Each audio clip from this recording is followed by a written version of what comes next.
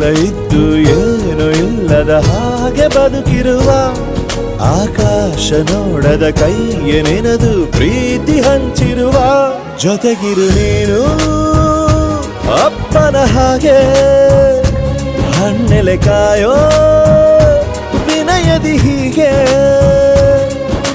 ನಿನ್ನನು ಪಡೆದ ನಾವು ಪುನೀತ ಬಾಳು ನಗು ನಗುತ್ತಾ ಬೊಂಬೆ ಹೇಳುತ್ತೈತೆ ಮತ್ತೆ ಹೇಳುತ್ತೈತೆ ನೀನೇ ರಾಜಕುಮಾರ.